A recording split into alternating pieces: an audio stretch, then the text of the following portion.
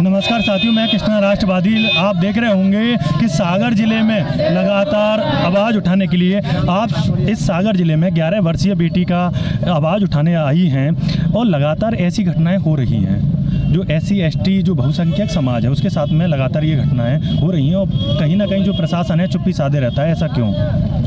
प्रशासन जातिवादी सरकार के इशारे पे काम कर रहा है, इसलिए चुप्पी साधे हुए हैं। और जातिवादी सरकार निरंतर अपना जातिवादी पाखंडवाद ये सब हमें दिखा रही है कि हम ST SC समुदाय को उस टाइम हिंदू ज़रूर कहते हैं जब हमें वोट चाहिए होते हैं, जब हमें भीड़ इकट्ठी करनी होती है। लेकिन जब ST SC OBC समुदाय के साथ उनके साथ अन्याय होता है, उनकी बहन बेटियों का बलात्कार होता है, तब हम हिंदू नहीं रहते। वैसे आदिवासी समुदाय हिंदू है ही नहीं, लेकिन जो SC और OBC समुदाय भी अपने आप को हिंदू समझता है वो भी इनका शिकार होता है सिर्फ वोट बैंक के लिए। इन्हें जब ज़रूरत होती तो वो हिंदू हो जाते हैं और जब ज़रूरत नहीं होते हैं तो हम दलित हो जाते हैं, शूद्र हो जाते हैं, जंगली हो जाते हैं। तो इसलिए प्रशासन उन सरकारों के इशारों पे काम कर रही है, तो क्या कर सकते, चुप्पी साधे हुए रहती है। जैसे उन्नाव हाथरस में कोई घटना होती है और दलित ही राष्ट्रपति होती हैं, फिर भी उनका एक ट्वीट नहीं आता या कोई भी एक आवाज़ नहीं उठती उधर से। सभी जानते हैं कि राष्ट्रपति पद जो है वो मंत्रिपरिषद के इशारे पे काम करता है। और जब उन्नाव केस हुआ था, जब दलित राष्ट्रपति थे,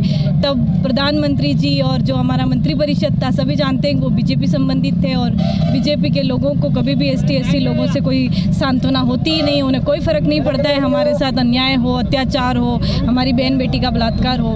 तो मैं सारा जिम्मेदार BJP सरकार को ठहराती हूँ। BJP ने OBC प्रधानमंत्री दिए हैं और जो आदिवासी जो महिला हैं द्रौपदी मुर्मू जी, उनको राष्ट्रपति बनाया है। तो मैंने अभी रामनाथ कोविंद जो दलित समुदाय से राष्ट्रपति थे उनके लिए कहा कि राष्ट्रपति प्रधानमंत्री और मंत्रिपरिषद के इशारे पे काम करती है। तो भले रामनाथ कोविंद जी दलित समाज से हो या द्रौपदी मुर्मू आदिवासी समुदाय से हो, सब प्रधानमंत्री जी के और मंत्रिपरिषद के इशारों पे काम करते हैं और वो वही करेंगे। उन्होंने अभी आदिवासी दिवस की शुभकामनाएं तक नहीं दी है। तो ST SC OBC समाज है वो लगातार पाखंडवाद में लगा रहता है, जबकि जो धीरेन्द्र शास्त्री हैं उनका एक इंटरव्यू आ रहा था, वो कह रहे थे हम तो कथा बेचने वाले हैं, खरीदने वाले तो आप हैं, अगर आप ही नहीं खरीदेंगे तो हम क्यों बेचेंगे। तो बिल्कुल सही कह रहे हैं, हम ST SC OBC वाले गलत हैं। हम उस धर्म में घुस चुके हैं जहां हमारी कोई इज्जत नहीं है। हम ऐसे पाखंड की कल्पना करते हैं। आज सारा जनरल जो समुदाय है वो गणपति जी को केवल घर में स्थापित करके पूज के और विसर्जित करने तक खुश रहता है, लेकिन हमारा ST SC समुदाय रोड पे पंडाल लगा के 10 दिन भक्ति करके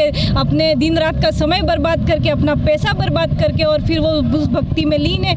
कोई तो डुबोने के समय डूब के मर जाते हैं, रास्ते में जाते समय एक्सीडेंट हो जाता है। तो वो जो कह रहे हैं वो बिल्कुल सही है कि हम कथा बेचने वाले हैं। हम लोग हैं बेवकूफ़ जो कथाएं खरीद रहे हैं। हमें पता है कि वो धर्म हमारा अच्छा नहीं कर रहा है। वो क्या, कोई धर्म प्रकृति से बड़ा नहीं है। जब प्रकृति के साथ खिलवाड़ होता है तो वो धर्म मायने नहीं रखता। और ये जो ब्राह्मण समुदाय है या जनरल समुदाय, जनरल पूरा के कहूँगी, जो अपने आप को बहुत उच्च वर्गीय समझता है, स्वर्ण जो कैटेगरी है, तो वो बिल्कुल सही कह रही है। हम लोग हैं ऐसे कि उस ऐसे धर्म के पीछे भागते रहते हैं जो हमारे साथ अन्याय अत्याचार होता है। जैसे बलात्कारी अरुण मिश्रा है जो 11 साल की बच्ची के साथ बलात्कार किया है, तो उसको बचाया जा रहा है। आप फांसी दो ना, बलात्कार की सज़ा सिर्फ और सिर्फ फांसी है।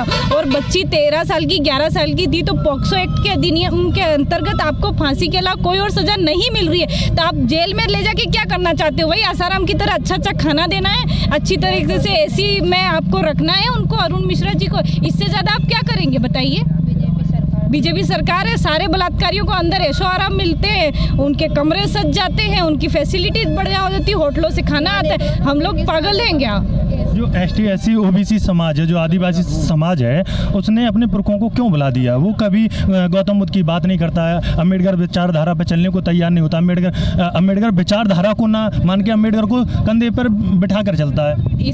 इसके पीछे कारण है कि एक व्यक्ति रहा है राजा रवि वर्मा, जिसने अपनी कल्पना से, वो बहुत अच्छे पेंटर हुआ करते थे, तो उन्होंने अपनी कल्पना के अनगिनत देवी देवता गढ़ दिए हैं। और वही देवी देवता जब मार्केट में बिके, हमारे महापुरुषों को हमने नहीं बेचा, हम भी राजा रवि वर्मा की तरफ पेंटिंग कर करके हमारे महापुरुषों को बेचते, तो आज पता नहीं अनगिनत जो तस्वीरें हमारे ST/SC समुदाय के घर में होती है जिनको हम जानते भी नहीं है, उनकी जगह हमारे महापुरुष होते, तो उनके लिए तो व्यापार था। जब राजा रवि वर्मा की आत्मकथा में लिखा गया है कि जो पेंटिंग जो चित्र वो बेच रहे हैं वो उनका धंधा है जिससे उनका घर चलता है, लेकिन आज का समुदाय नहीं समझा और उन्हें देवी ये वो समझ लिया है, तो हम क्या कर सकते हैं।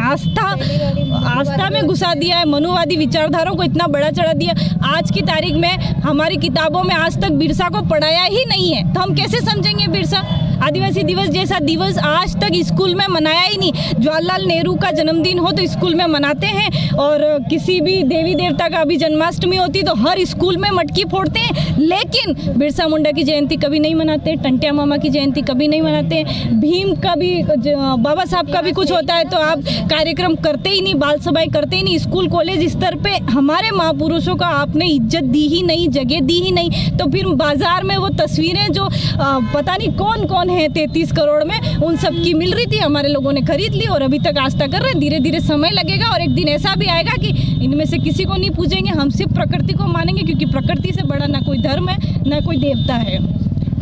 ये थी हमारे साथ में जो जुड़े हुए थे और उन्होंने यहाँ पर सागर जिले में आकर के उस 11 वर्षीय बेटी के न्याय के लिए लाचार उठाए। और आप देख रहे होंगे लगातार भीड़, कैमरामैन उधर दिखाइए, अभी हमने और लगातार यहाँ पर जो OBC महासभा की जो पंचायत हुई थी और लगातार यहाँ पर सैकड़ों की भीड़ आपने देखी थी और लगातार लोग इस आवाज़ को लगातार उठाए हुए हैं।